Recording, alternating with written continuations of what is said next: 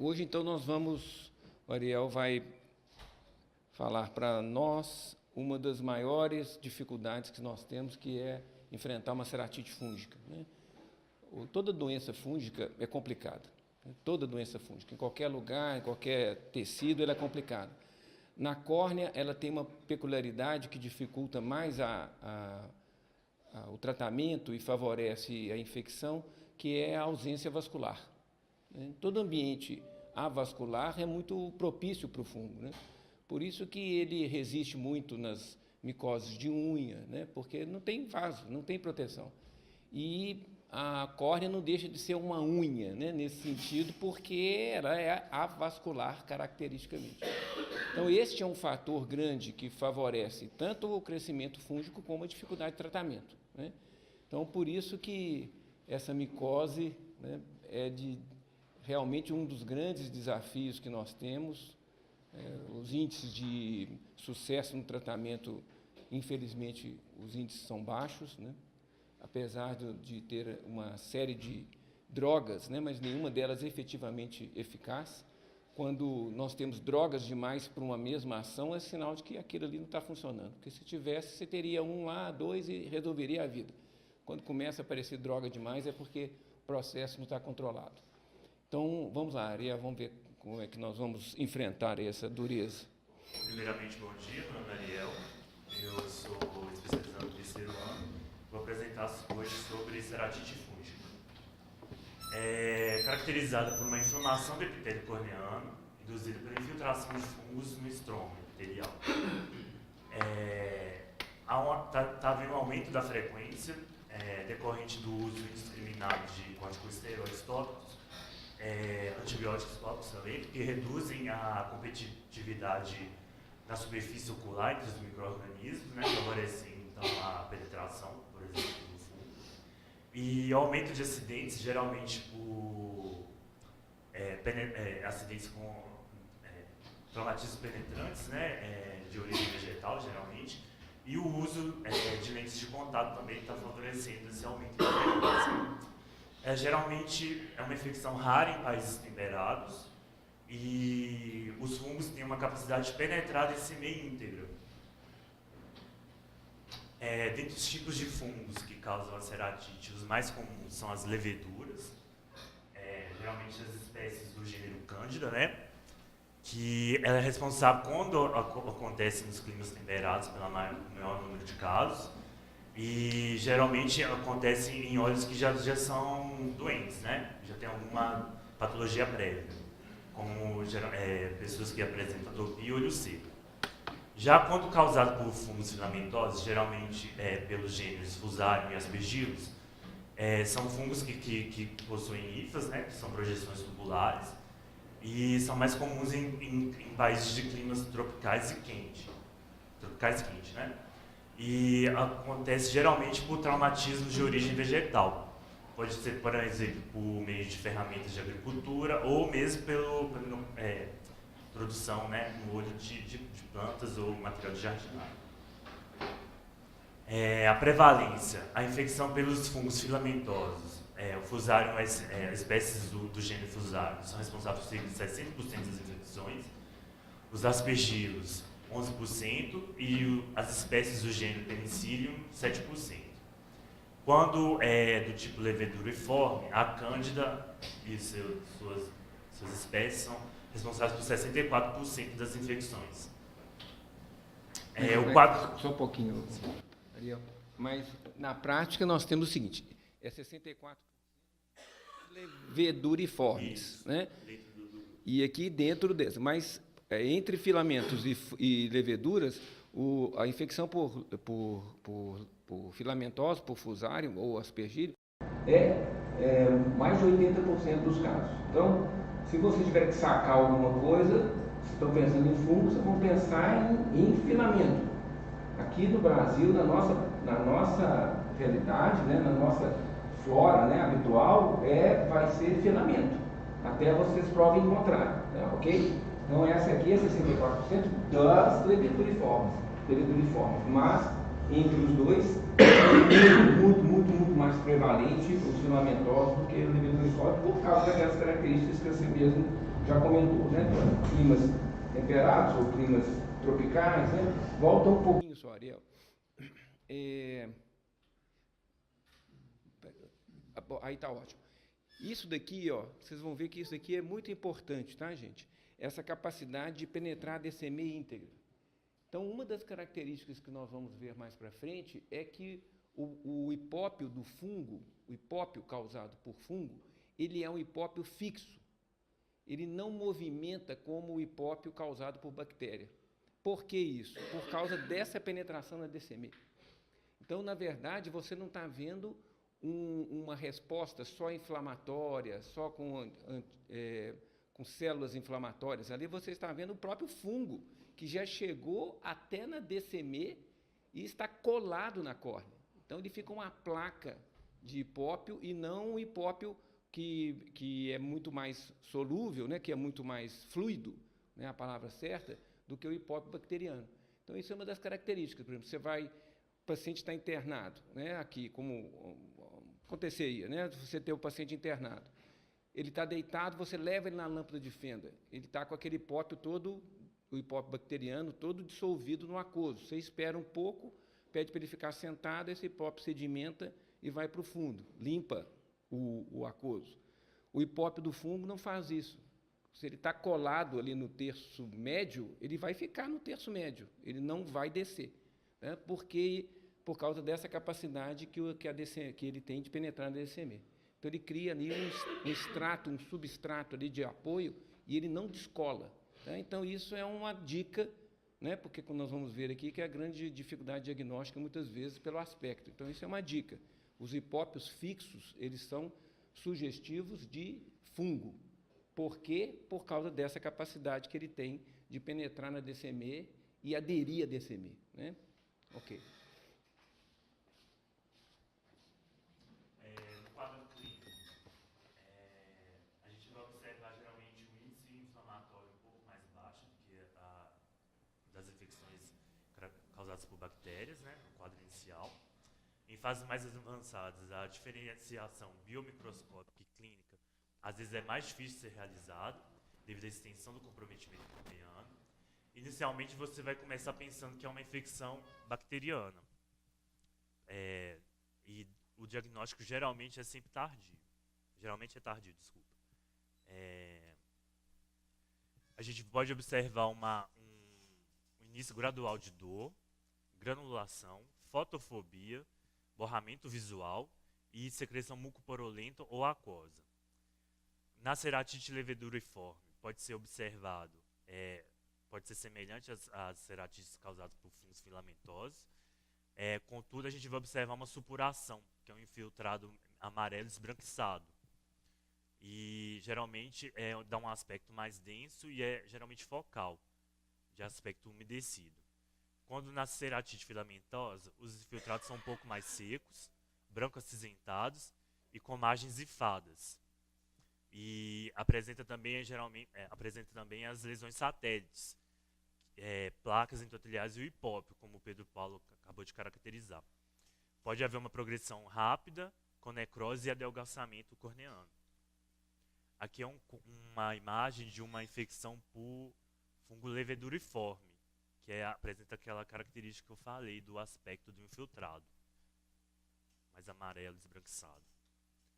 Já aqui é uma ceratite causada por fungo filamentoso. Você pode observar aqui as dobras da membrana de DCM e o aspecto das margens da ceratite. E aqui a lesão central. Aqui também é uma ceratite filamentosa com algumas lesões satélites, né? Mesma coisa também, algumas lesões satélites aqui.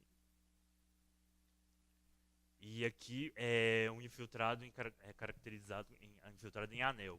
Geralmente as características aqui sugerem uma infecção também por filamentoso. E aqui um hipópio.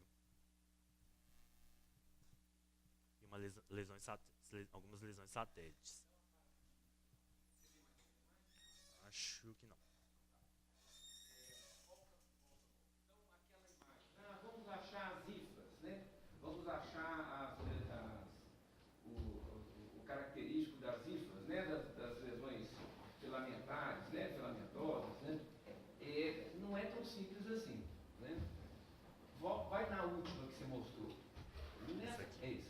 última, se você tiver uma boa vontade, você vai começar a ver aqui, ó, esse aspecto IFA, tá? Nessa região aqui.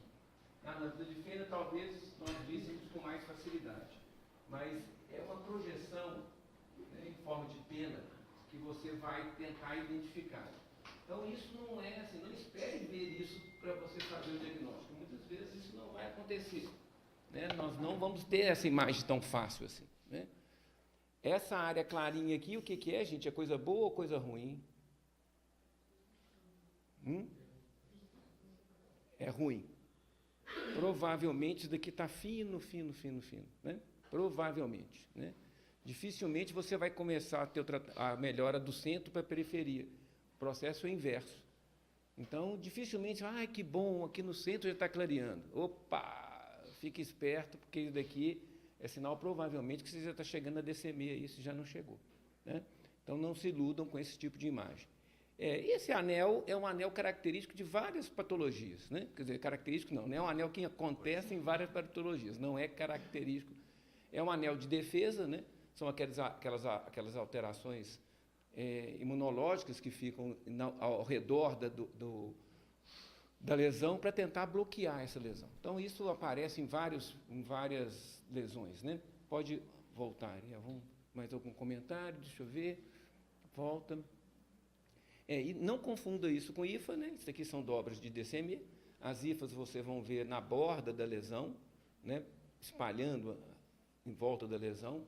Aqui é uma dobra, esse é sinal que tem muito edema nessa córnea. Você vê que a lesão é relativamente pequena.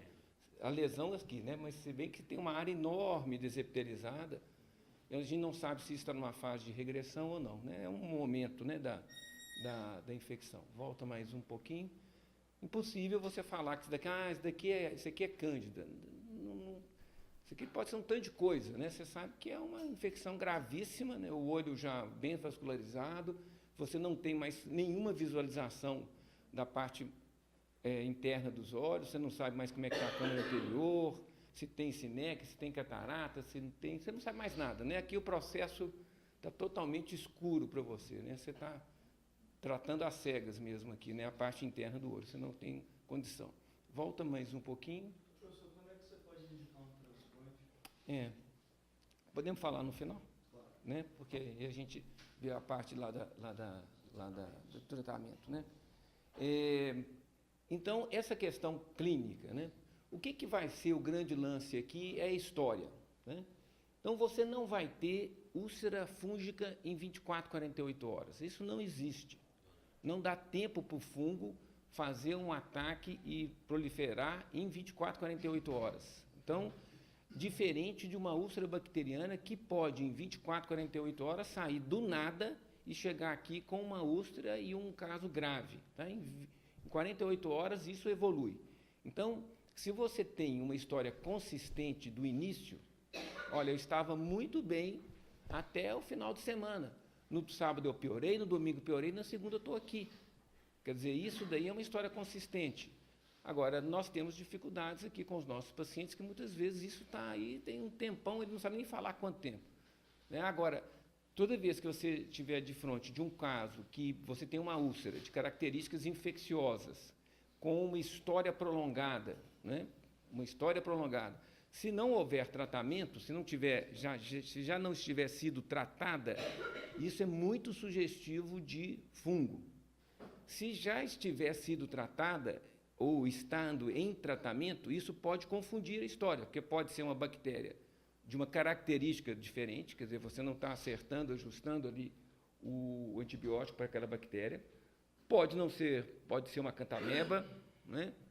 Agora, se não tem tratamento nenhum, olha, eu não tratei, isso é comum acontecer, né? Mora na roça, aí começa a incomodar, aí não fala com ninguém, só vai aparecer quando o negócio está explodindo.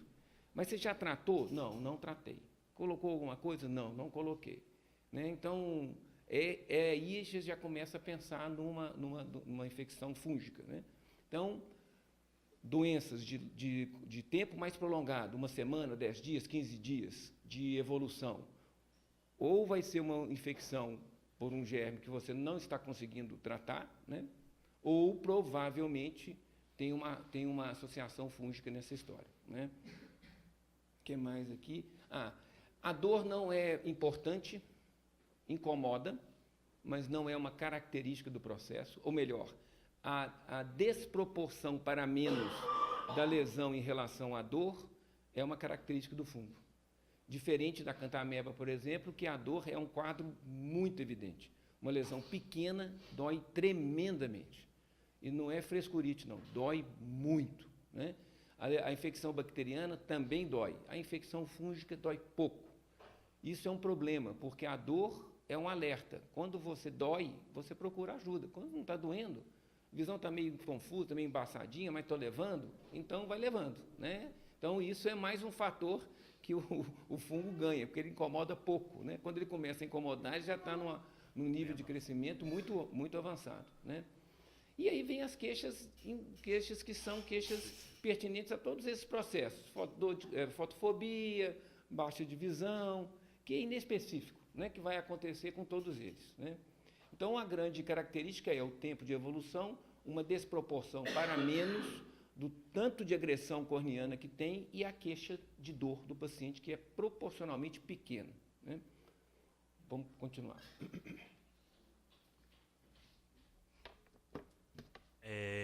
Pode ocorrer o defeito epitelial, né? Se presente de pequeno tamanho. Outros achados a gente pode encontrar uma veite anterior associada, hipópio, placa endotelial, elevação da pressão intraocular, esclerite endoftalmite infecciosa ou estéril. Diagnóstico diferencial, a gente vai pensar ou na ceratite por bactéria, herpética ou por acantomoeba. Aí o quadro vai ganhando, assim, né? E pensar sempre no risco de co-infecções, sobretudo de outras espécies fúngicas e infecção bacteriana subaguda por organismos atípicos. Quanto ao diagnóstico ainda, as amostras de raspado devem ser coletadas antes de começar o tratamento, para não interferir no crescimento, né? A coleta deve ser feita com a espátula de Kimura. A cultura ainda é um método de escolha para identificação etiológica do agente, né? Os raspados corneanos são semeados em placa de H-Saburro, que é o mais utilizado, e o H-Sangue também pode ser utilizado, permitindo o crescimento de algumas cepas, apesar de não ser o meio mais específico. Além de um meio enriquecido também pode ser utilizado.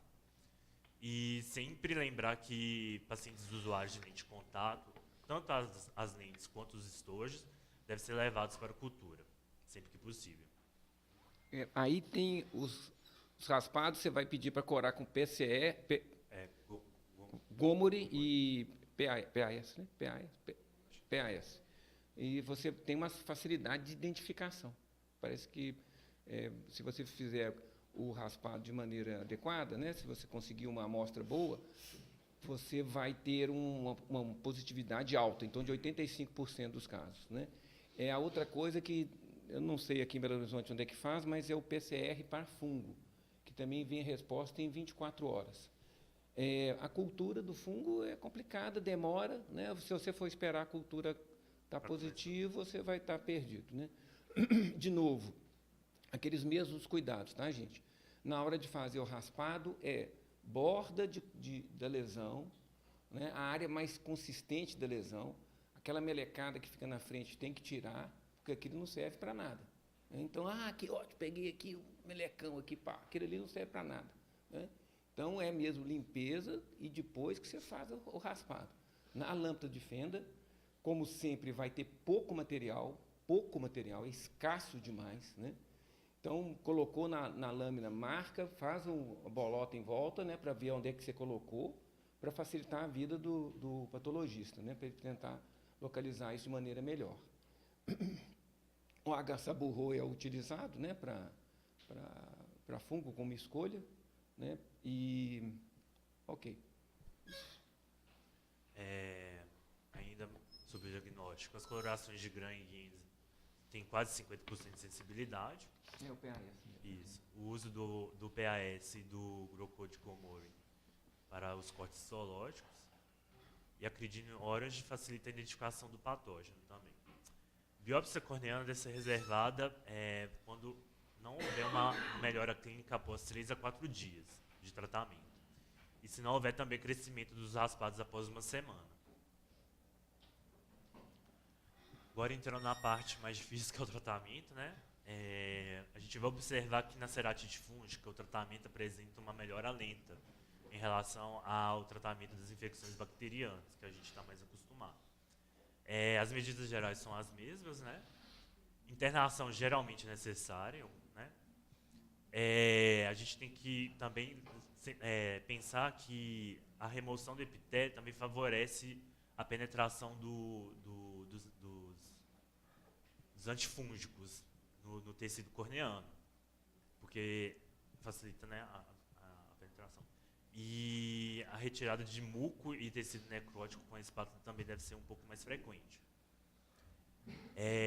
O tratamento tópico, geralmente a gente inicia de hora em hora, durante 2 dias, e observa a progressão, se está havendo melhor ou não, para pensar em espaçar o uso do colírio. E deve ser mantido geralmente por pelo menos 12 semanas. É um tratamento mais estendido, porque a maioria dos antifúngicos são fungistáticos, não fungicidas. Quando a gente estiver pensando em tratar uma lesão causada por cândidas ou leveduras em geral, o tratamento de escolha vai ser a anfotericina B, geralmente na concentração de 0,15%, e pensar em econazol a 1%. Vou falar um pouquinho mais sobre o tratamento daqui a pouco, aqui é só para dar uma pincelada mesmo. A alternativa seria, a outra alternativa mais indicada seria a natamicina, 5%. Pensando em fungos filamentosos, a natamicina seria a primeira escolha e a anfotericina B seria a segunda escolha. E também sempre pensar, como eu já falei, né, na co-infecção por bactérias. Talvez pensar em associar um antibiótico de amplo espectro ao tratamento e cicloplégicos. Tratamento sistêmico também deve ser pensado em casos mais graves, quando ocorrer lesões próximas ao limbo ou suspeita de endoftalmite. Pode ser geralmente utilizado, pode ser utilizado voriconazol por via oral, itraconazol e fluconazol. Tetraciclina, que é uma no caso a doxiciclina pode ser usada devido ao seu efeito anticolagenase, né? Se houver um adelgaçamento significativo da córnea. Lembrar de monitorar a pio, contornopino, não tem noção. E também pode se pensar na ceratoplastia terapêutica, que pode ser do tipo lamelar anterior, penetrante ou profunda. Se houver uma falha do tratamento medicamentoso, ou se este for seguido de perfuração. Se eu quer comentar alguma coisa. Volta um pouquinho, por favor.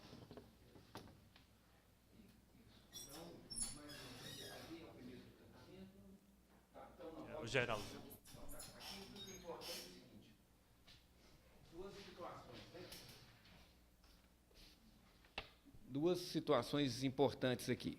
Primeiro, vocês lembrar que o tratamento já na sua cabeça e passar isso para a informação para o paciente é demorado. É demorado. Então, antes de 1 mês, 2, esqueçam liberar esse paciente. Né? Então, coisa assim, é o casamento. Vai vir aqui várias vezes, né? Vocês vão acompanhar várias vezes, é cansativo, né, para o paciente, para o médico, né? Mas é assim. Né? A questão da internação, que o Ariel comentou, uma das questões é por causa desse tratamento inicial, que é de hora em hora. Isso é extremamente cansativo, isso é hora em hora, inclusive à noite. Inclusive à noite. Então, nas primeiras 24, 48, 72 horas, o paciente não dorme, a família não dorme. Então, isso é extremamente cansativo. Né? Quando existe a questão da internação por questão social, né? Porque é mais fácil fazer no local que você tenha lá, mas pode ser feito em casa também, desde que exista uma estrutura para isso. A questão da adesão também, né? A questão da adesão. Adesão. Exatamente, tem que ter uma estrutura, quer dizer, a família tem que entender, o paciente tem que entender se tem condições de fazer, sim ou não, né? Porque não é porque não pode, não é venoso, não é nada disso, é questão mesmo de facilitação ou não de se fazer o tratamento. E a outra coisa interessante é isso daqui, ó, a remoção do epitélio sobre a lesão. Tá? Isso é uma coisa importante. Na bacteriana, o crescimento epitelial na úlcera bacteriana é visto como um bom sinal. Né? Um bom sinal.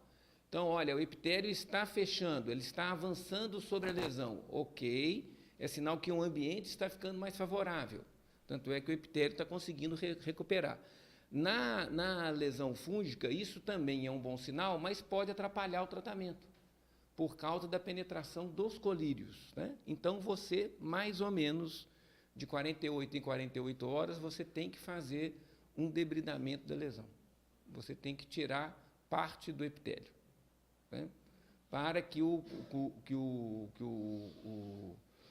antifúngico penetre. Né? Se você deixar o epitélio fechar, você vai ter uma sensação de melhora, mas, na verdade, você está dificultando o tratamento.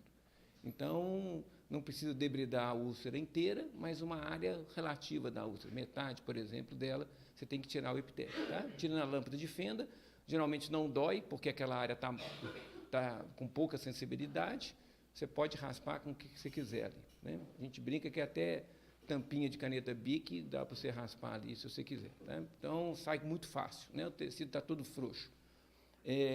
Vamos passar para frente. Anfotericina B e anatamicina, a anfotericina B principalmente, ela tem esse nome porque uma propriedade química dela é a dissolução tanto em ambientes ácidos como básicos, por isso anfotérico. A anfotericina B também, dependendo da concentração, ela não é apenas fungistática, ela também pode ser fungicida. Ela, dentre as duas, a natamicina é a única aprovada pelo FDA para uso em ceratomicoses, né? E a questão do tratamento de escolha é a anfotericina B, no caso suspeito para leveduriforme, infecção leveduriforme, natamicina na suspeita inicial de infecção por filamentose. Já a outra classe que a gente vai ter para utilizar são os azóis, né? Destacando o itraconazol, fluconazol e cetoconazol. Cetoconazol e fluconazol são azóis de primeira linha, né? De primeira geração. Qual que é a característica farmacológica dos azóis? Eles atuam nas enzimas do citocromo P450. Isso inibe a formação do ergosterol, que participa da parede celular do fungo, né? E se a gente for pensar também, eles, de certa forma, tem se você utilizar tanto um do grupo azol quanto um do grupo polieno, você vai ter uma ação teoricamente reduzida, porque eles ambos atuam no ergosterol, mas em fases diferentes. Mas foi demonstrado isso in vitro, houve uma competição e uma redução da ação, mas em vivo não. Houve em alguns casos, a associação dos dois grupos foi benéfica, porque provavelmente devido ao tipo de penetração do tecido corneano, que são diferentes, né? Por exemplo, a anfotericina B tem uma penetração um pouco menor devido ao tamanho da molécula, para penetrar no tecido corneano. E aqui é um resuminho do esquema para a gente começar o tratamento. Suspeita de ceratite fúngica. Se você está suspeitando que o agente etiológico é um fungo filamentar, sua primeira opção, como eu já disse, vai ser a natamicina, geralmente a 5%. O colírio vai mandar manipular, porque no Brasil não tem apresentação comercial. Caso não haja uma melhora, você vai pensar em iniciar a anfotericina B a 0,5%. Você começou a suspeitar que é causado por levedura, sua primeira opção vai ser a anfotericina B, a 0,5%. Também vai mandar manipular. Não houve melhora, você vai tentar iniciar a natamicina a 5%. Aí, a partir disso, por exemplo, se você pensar que se você observou que a ceratite é mais profunda, ou está havendo um acometimento intraocular, você já vai passar a pensar em associar uma terapia sistêmica. No caso, cetoconazol ou fluconazol. Lembrar que o fluconazol ele tem um espectro para fungo filamentoso um pouco menor que o cetoconazol. Porém, ele apresenta uma maior segurança na administração por via oral e está disponível no SUS, né? Se você pensar observar que a ceratite é profunda e está vendo uma resposta parcial ao tratamento tópico, você vai pensar em associar a anfotericina B intraestromal. Como que isso é feito? Você vai fazer primeiro uma anestesia peribulbar e aplicar diretamente no estroma, geralmente uma vez por semana. Se você observou que houve um acometimento da câmara anterior ou do cristalino, você já vai pensar em associar a anfotericina B já intracameral. E se houver uma baixa adesão ao tratamento do paciente, você vai pensar em associar o fluconazol ou o miconazol subconjuntival. Na avaliação do progresso do tratamento, houve melhora do quadro? Manter o tratamento que você já está usando.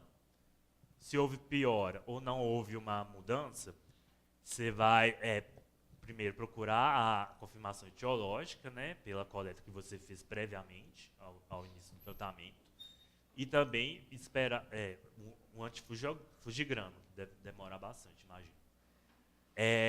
E considerar uma mudança terapêutica já entrando com outra classe com outros medicamentos da classe dos azóis.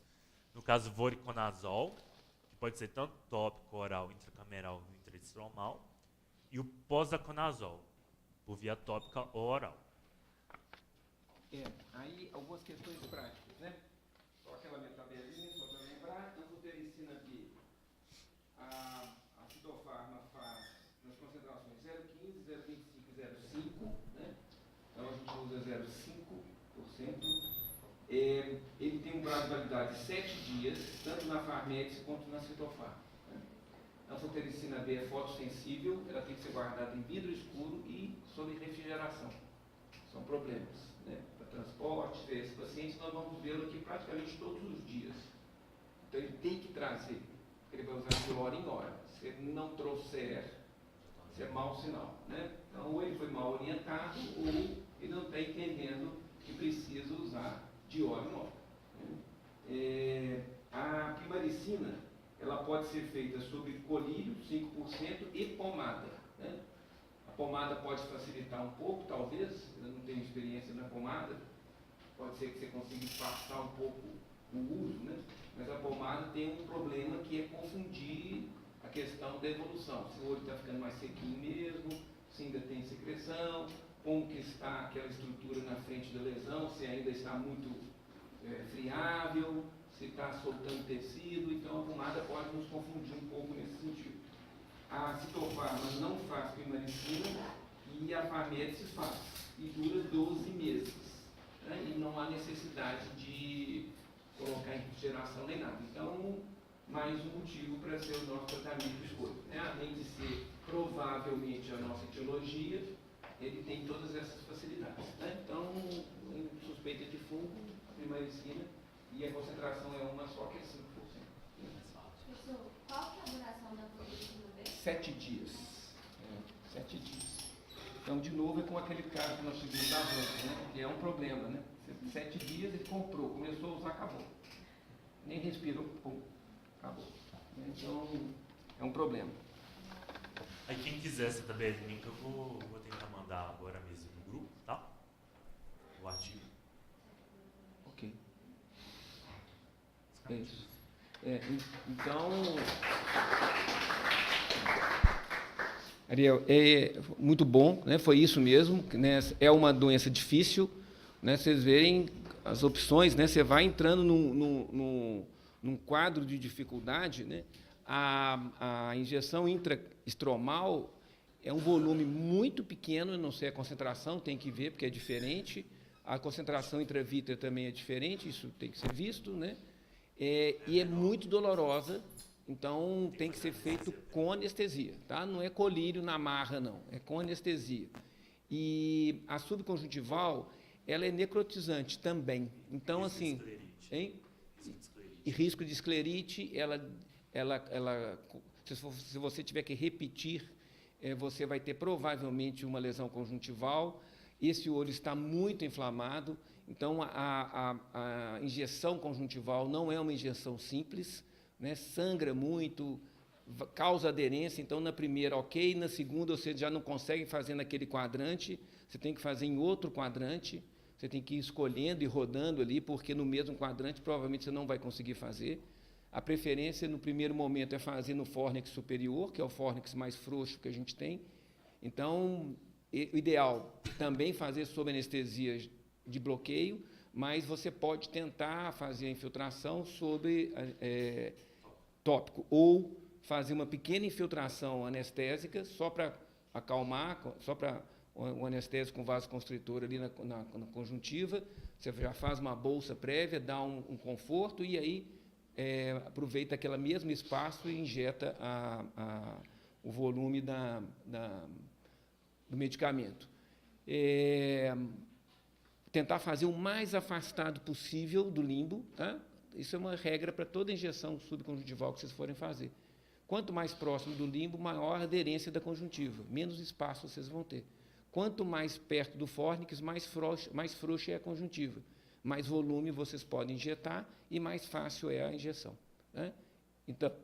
Então, tentar fazer sempre no fórnix bem lá no fundão, né?